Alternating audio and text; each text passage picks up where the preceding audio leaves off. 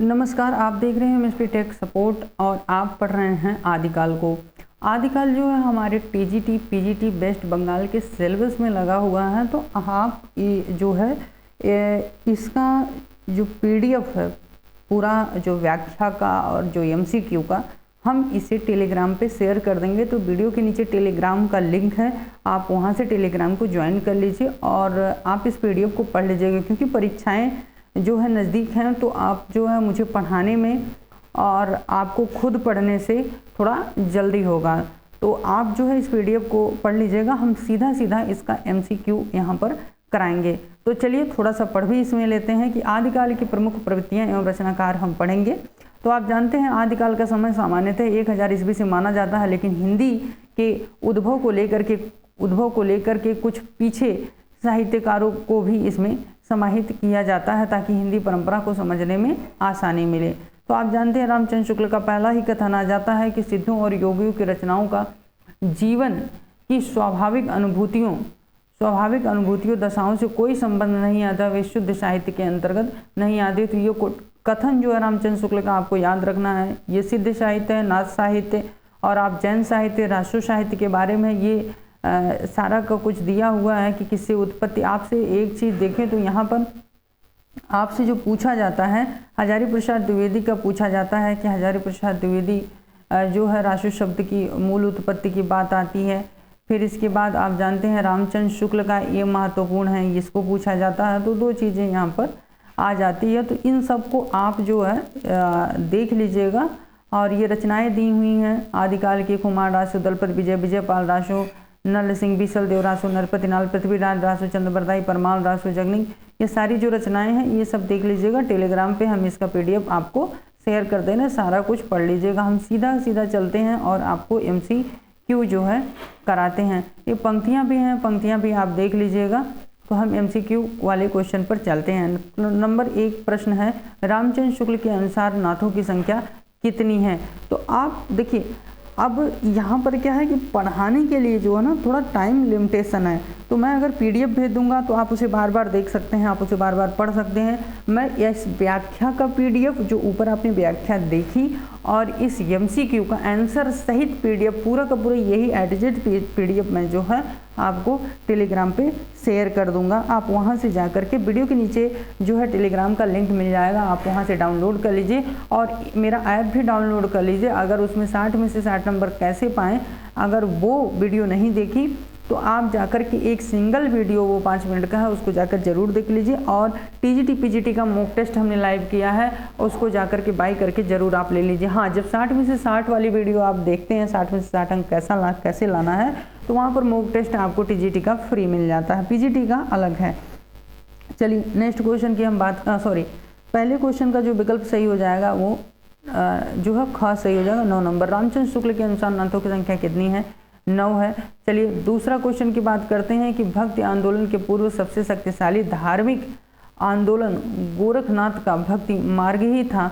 गोरखनाथ अपने युग के सबसे बड़े नेता थे। यह कथन किस आलोचक का है? तो आप जानते हैं यह कथन किस आलोचक का है। तो यह कथन जो है ये आपका हजारी प्रसाद द्विवेदी जी का है, हजारी प्रसाद द्विवेदी जी का है। चलिए नेक्स्ट क्वेश्चन की बात करते हैं। कहते हैं कि सिद्धों और योगियों की रचनाओं का जीवन की स्वाभाविक अनुभूतियों और दशाओं से कोई संबंध नहीं है, अतः वे शुद्ध साहित्य के अंतर्गत नहीं आती। यह विचार किसका है? कहते हैं कि यह विचार किसका है? तो आप जानते हैं अभी ऊपर ही हमने बताया कि यह विचार जो है रामचंद्र शुक्ल का है। चलिए नेक्स्ट क्वेश्चन की बात करते हैं। कहते हैं कि राष्ट्र शब्द की उत्पत्ति रसायन से किसने मानी? तो आप जानते हैं किसने मानी, तो ये जो है रामचंद्र शुक्ल हो जाते हैं कि राष्ट्रीय शब्द की उत्पत्ति रसायन से किसने मानी? तो रामचंद्र शुक्ल हो जाते हैं। चलिए नेक्स्ट क्वेश्चन की बात करते हैं। आदिकालीन साहित्य के वीर रस की रचनाओं में प्रायः किस भाषा का प्रयोग हुआ है? तो आप जानते हैं आदिकाल की जो रचनाएं हैं उनमें जिस भाषा का प्रयोग हुआ है वो क्या है? वो डिंगल है। चलिए नेक्स्ट क्वेश्चन की बात करते हैं, 6ठे नंबर की बात करते हैं। तो कहते हैं कि किन रचनाकारों की भाषा को संध्या भाषा कहा गया? तो आप जानते हैं किन रचनाकारों को संध्या भाषा कहा गया? तो आप इसमें जानते हैं कि ये बौद्ध सिद्धों की बात होती है। चलिए नेक्स्ट क्वेश्चन की बात करते हैं।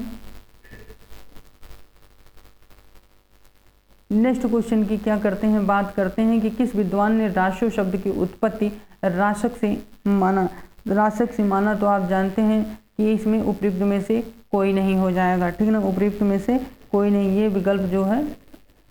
कहते हैं कबीर की उलटवासियों के विशेषज्ञ माने जाते हैं। इससे पहले उलटवासियाँ किस साहित्य में प्राप्त होती थी, तो इससे पहले जो है उलटवासियाँ किस साहित्य में प्राप्त होती थी, तो आप जानते हैं सिद्ध साहित्य में। चलिए नेक्स्ट क्वेश्चन की बात करते हैं कि सिद्धों की संख्या कितनी मानी गई है। तो आप जानते हैं कि सिद्धों की जो संख्या है वो क्या है, 84 मानी गई है। चलिए नेक्स्ट क्वेश्चन की बात करते हैं। कहते हैं शंकराचार्य के बाद इतना प्रभावशाली और इतना महिमान्वित भारतवर्ष में दूसरा नहीं हुआ। गोरखनाथ के संबंध में यह कथन किस आलोचक का है। तो आप जानते हैं कि ये जो आलोचक हैं ये हजारी प्रसाद द्विवेदी जी हैं। सबसे ज़्यादा अगर कोई देखें तो गोरखनाथ के विषय में हजारी प्रसाद द्विवेदी जी बात करते हैं। विद्यापति कृत कीर्तिलता किस भाषा की रचना है। तो आप जानते हैं कीर्तिलता जो है किस भाषा की रचना है। तो आप जानते हैं अवहट्ट की है। चलिए नेक्स्ट क्वेश्चन की बात करते हैं। नेक्स्ट क्वेश्चन की बात करते हैं। कहते हैं कि हिंदी साहित्य के आदिकाल का अभिनय जयदेव किसे कहा जाता है। तो आप जानते हैं अभिनय जयदेव की जब भी बात आती है तो विद्यापति की क्या हो, विद्यापति से क्या करता है, रिलेट करता है। क्वेश्चन नंबर 13 की बात आती है। कहते हैं कबीर की अपेक्षा खुसरो का ध्यान बोलचाल की भाषा की ओर अधिक था। यह विचार किसका है। कहते हैं यह विचार किसका है। तो जानते हैं यह विचार रामचंद्र शुक्ल का है। नेक्स्ट क्वेश्चन की बात आती है अपभ्रंश का प्रथम महाकवि किसे माना जाता है। तो आप जानते हैं अपभ्रंश का प्रथम महाकवि स्वयंभू को क्या है, माना जाता है। अपभ्रंश का प्रथम कवि जो है स्वयंभू को माना जाता है। चलिए नेक्स्ट क्वेश्चन की बात करते हैं। कहते हैं कि पुरुष परीक्षा किस कवि की रचना है। तो आप जानते हैं कि जो पुरुष परीक्षा है वो किसकी है, विद्यापति की है। किसकी है, विद्यापति की है। 16 नंबर की बात आती है। तो कहते हैं स्वयंभू का रामायण को हिंदी का सबसे पुराना और सबसे उत्तम काव्य किसने माना। तो आप जानते हैं कि जो सबसे पुराना और सबसे उत्तम काव्य की जो बात आती है तो वो राहुल सांकृत्यायन ने क्या है, माना। चलिए नेक्स्ट क्वेश्चन की बात करते हैं कि पहली ताव न अनु हरई गोरी मुँह कमश,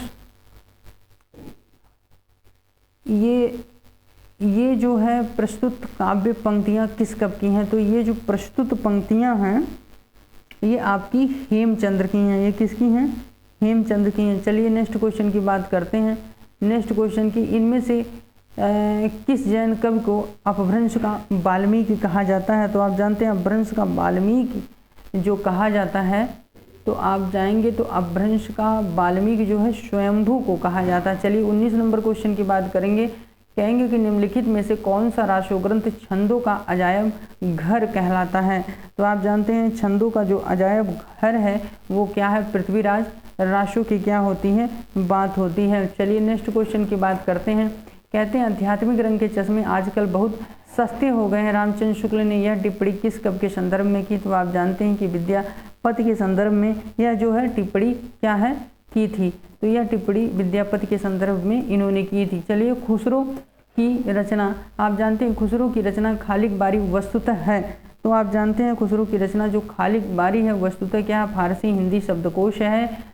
चलिए नेक्स्ट, अमीर खुसरो ने हिंदी के लिए कौन सा शब्द प्रयोग किया। तो आप जानते हैं अमीर खुसरो ने जो हिंदी के लिए हिंदवी शब्द का क्या किया, प्रयोग किया।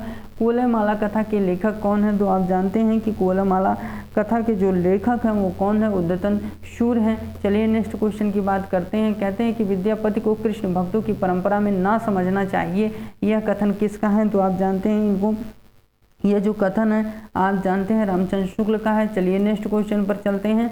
नेक्स्ट क्वेश्चन की जब बात आती है तो आप जानते हैं कि आपका कुमारपाल प्रतिबोध किसकी रचना है। तो आप जानते हैं कुमारपाल प्रतिबोध जो है सोमप्रभु शूर की है। तो ये PDF हम आपको क्या कर देंगे, शेयर कर देंगे टेलीग्राम पे, वहाँ से आप ले लीजिएगा आंसर सहित, व्याख्या सहित सब कुछ, ताकि आप जल्दी से पढ़ सकें। और मेरा टेलीग्राम अवश्य ज्वाइन कर लीजिए और ऐप को डाउनलोड करके 60 में से 60 नंबर कैसे पाएं वो वीडियो जरूर देख लीजिए। वीडियो पसंद आए तो वीडियो को लाइक और चैनल को सब्सक्राइब जरूर करिएगा। धन्यवाद।